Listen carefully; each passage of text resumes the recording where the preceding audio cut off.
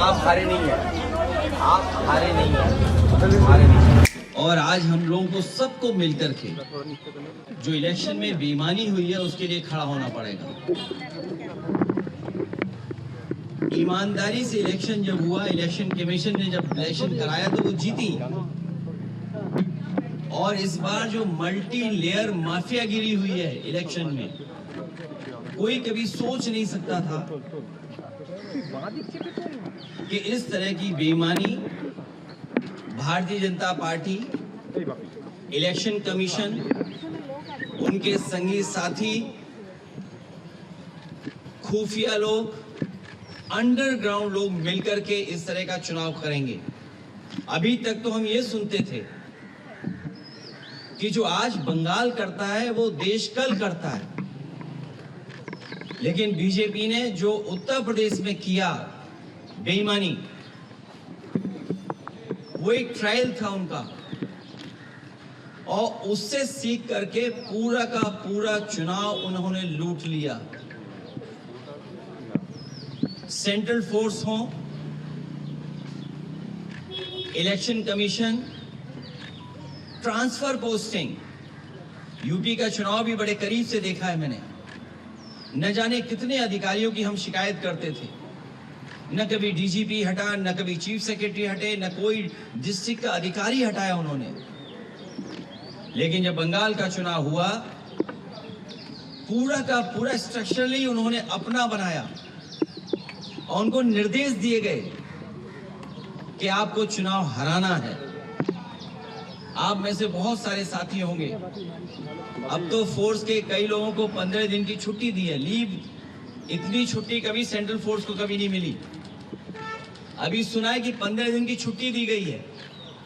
और जिस तरह का व्यवहार यहाँ हो रहा है पॉलिटिकल वर्कर के साथ, पार्टी ऑफिस के साथ, हम लोग भी सरकार में आए और सरकार से गए, कभी कभी किसी वर्कर, पॉलिटिकल वर्कर के साथ इस तरह का व्यवहार नहीं हुआ। चाहे हमारे साथी अभिषेक हों, आदरणीय दीदी हों, उनको सिक्योरिटी की थ्रेट हो, जिन्होंने इतनी सेवा की हो लोगों की, आखिरकार किसकी ताकत की वजह से ही कर रहे हैं। और मैं तो वो तस्वीरें दिखाना चाहता हूं जो कभी यूपी में तस्वीरें बनी थी इलेक्शन में।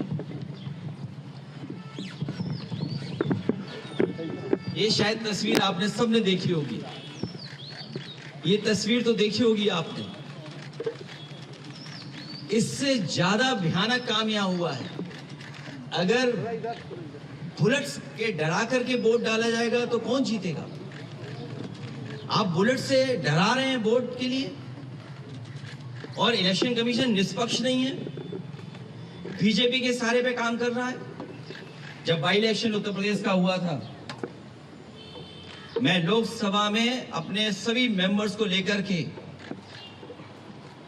कफन लेकर के गए थे हमारे सांसद, और इसलिए लेके गए थे कि स्पीकर को दे दें जिससे कि इलेक्शन कमीशन तक ये चला जाए, क्योंकि इस हम लोगों ने कहा कि इलेक्शन कमीशन ही मर गया है। और ये बात हम यूं ही नहीं कहते थे, ये कि ये तो पहली तस्वीर है।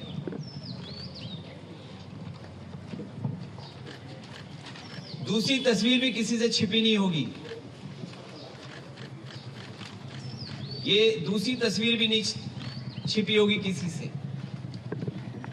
और फिर जो वोट डालने का तरीका है, मैं केवल एक कॉन्स्टिट्यूंसी का उदाहरण दे रहा हूं कि इस तरीके से फोर्स से वोट डलवाया।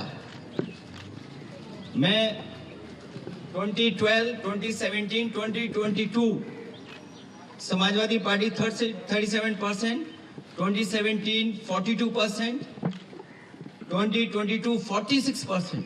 कभी समाजवादी पार्टी चुनाव नहीं हारी। और बीजेपी 29%, 37%, 30%। और जब सेंट्रल फोर्स और फोर्स के साथ जब उन्होंने चुनाव डलवाया, अंदर किसी भी एजेंट को नहीं रुकने दिया। बंगाल में भी यही किया कि जो पॉलिटिकल पार्टी के पोलिंग स्टेशन के अंदर जो एजेंट्स होते हैं, उनको धमकाया, डराया और न जाने क्या क्या तरीका अपनाया होगा। यहाँ देखिए आप, जब डराया धमकाया और पुलिस का साथ लिया तो कितना 77% पहुंच गया वोट बीजेपी का। 77%। ये वो डेटा मैं दिखा रहा हूं जो इलेक्शन कमीशन के पास भी अवेलेबल होगा। ये तो पूरे इलेक्शन की प्रक्रिया ही बदल दी इन्होंने। और अब तो ऐसा है बीजेपी की सरकार में इलेक्शन कमीशन से मिलकर के पहले आपको रिजल्ट मिल जाएगा, सर्टिफिकेट मिल जाएगा, उसके बाद काउंटिंग होगी, उसके बाद वोट पड़ेंगे, उसके बाद वोटर लिस्ट ठीक की जाएगी। पूरा चुनाव ही अलग कर दिया इन्होंने, पूरी चुनाव की प्रक्रिया ही बदल दी इन्होंने। और आदरणीय दीदी इनकी आंखों में खटकती हैं। आदरणीय दीदी संघर्ष करने वाली हैं, वो निराश होने वाली नहीं है। बीजेपी की आंखों में इसलिए खटकती हैं क्योंकि वो आदि आबादी का प्रतिनिधित्व करती हैं। और भारतीय जनता पार्टी के लोग जो पुरुषवादी हैं, सामंतवादी हैं, कभी नारी को बढ़ते हुए नहीं देख सकते। इन्होंने नारी को मुख्यमंत्री नहीं बनने दिया। राजस्थान में जो पहले मुख्यमंत्री की दावेदार थी, मुख्यमंत्री रही, और देश में केवल एक मुख्यमंत्री आधी अधूरी बनाई जिनके पास कोई पावर नहीं है। इसलिए हम इस लड़ाई में आदरणीय दीदी के साथ हैं, क्योंकि लोकतंत्र को बचाना है, संविधान को बचाना है। अगर हमारे वोट के अधिकार को ही छीन लेंगे तो फिर क्या लोकतंत्र बचा? इतनी डेमोक्रेसी को किसी ने डिस्ट्रॉय नहीं किया होगा जितना भारतीय जनता पार्टी ने किया है। और भारतीय जनता पार्टी पावर के लिए, अपनी ताकत के लिए किसी भी सीमा तक जा सकती है, कोई भी कानून नियम तोड़ सकते हैं। और उत्तर प्रदेश में हम लोगों ने बड़े करीब से देखा, वहां पर ये जो करते थे वो यहां पर किया है। अखिलेश जी, आप कह रहे हैं कि इलेक्शन कमीशन बीजेपी के साथ मिलजुल के ये सब किया, लेकिन आप लोग रोकेंगे कैसे सर? हर जगह से आप लोग वोट चोरी का शिकायत तो कर रहे हैं, लेकिन रोकेंगे कैसे? मुझे उम्मीद है कि देश की जनता इसके बाद जाग जाएगी। जो बंगाल में हुआ है, जो बंगाल को सेंट्रल फोर्स से, क्या आप कल्पना कर सकते हैं कि 3 लाख सेंट्रल फोर्स भेजी गई और चिन्हित करके अधिकारियों को पोस्ट किया गया?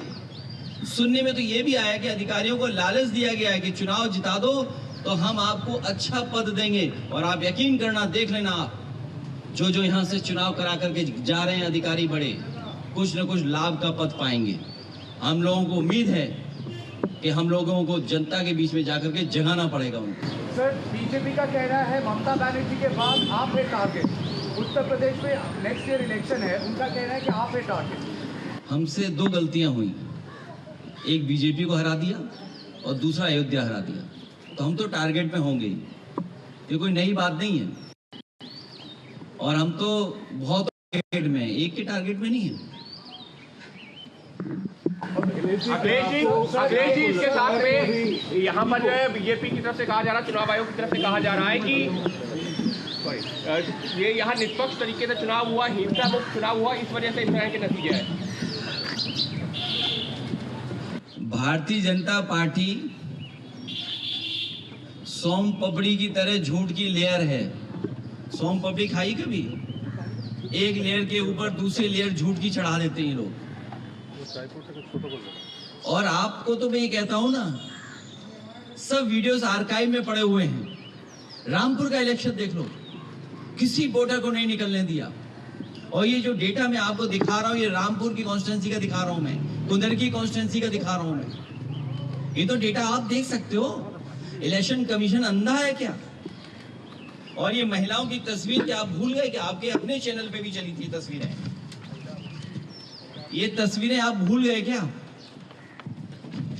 ये तो आपके चैनल पे भी तस्वीरें चली थी, वीडियो चले थे। ये इन महिलाओं ने, जिन्होंने कोई परवाह नहीं की, मैंने इन महिलाओं को 2-2 लाख रुपए से सम्मान किया था कि उन्होंने कम से कम अपने वोट के अधिकार के लिए लड़ी। उन्हें परवाह नहीं थी गोली की, उन्हें रिवॉल्वर की। आप पता करिए ये क्या हालत थी उस समय। केवल ये तस्वीर नहीं, ये तस्वीर भी आप भूले नहीं होंगे। हालांकि सीसीटीवी से बहुत घबराते हैं बीजेपी के लोग, सीसीटीवी से, कैमरे से बहुत घबराते हैं। अगर यही इलेक्शन कमीशन निष्पक्ष है तो कुंदरकी में जो वोट डाला है उसकी सीसीटीवी वीडियो जनता को दिखा दो। अगर जनता को नहीं दिखाना चाहते हैं तो प्रेस पे तो भरोसा करते होंगे।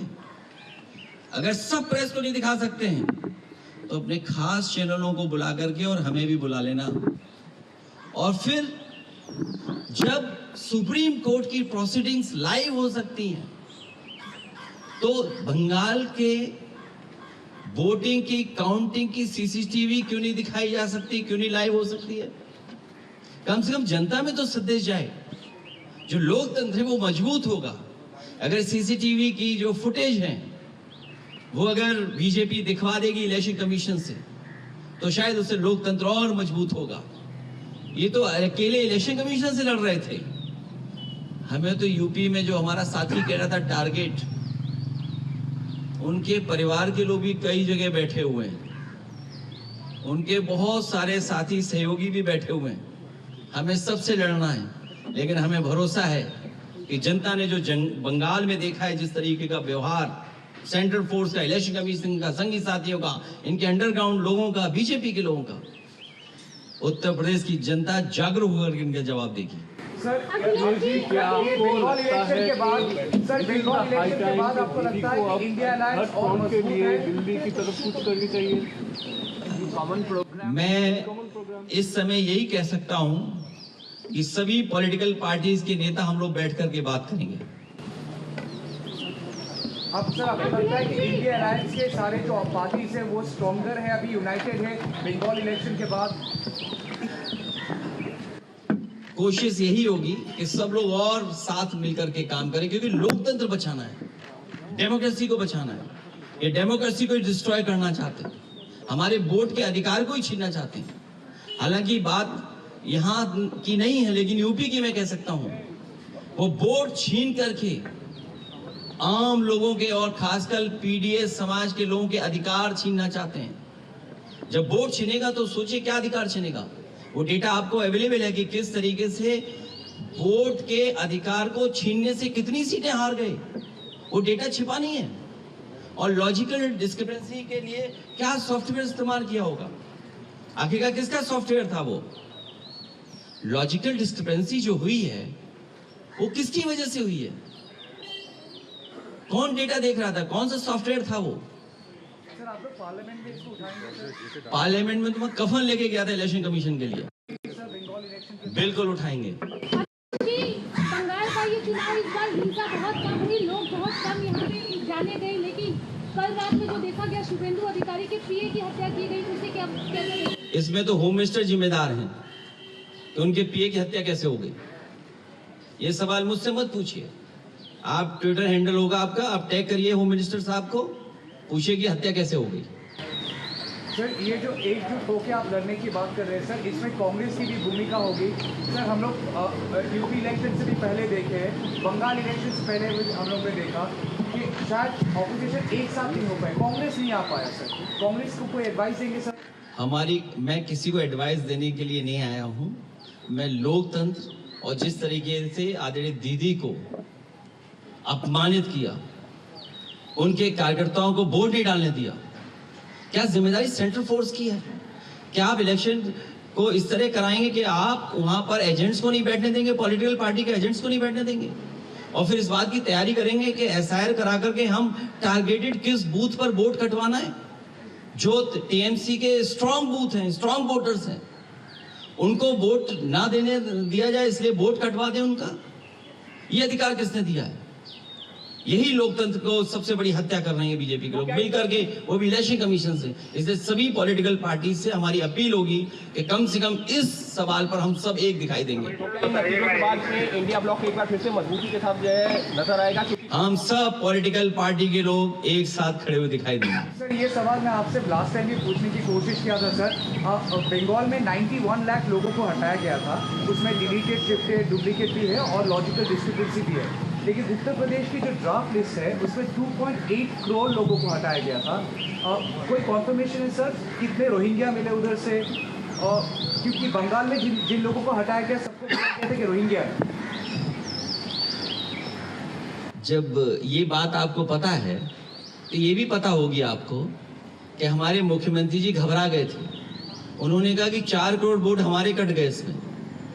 तो क्या मानूं मैं? आप अगर हमारे उत्तर प्रदेश के मुख्यमंत्री ये शिकायत करें इलेक्शन कमीशन को कि 4 करोड़ वोट हमारे कट गए, तो इस सवाल का जवाब तो हमारे उत्तर प्रदेश के मुख्यमंत्री देंगे कि जिन्होंने कहा कि 4 करोड़ वोट कट गए हमारे। Subscribe to One India and never miss an update. Download the One India app now.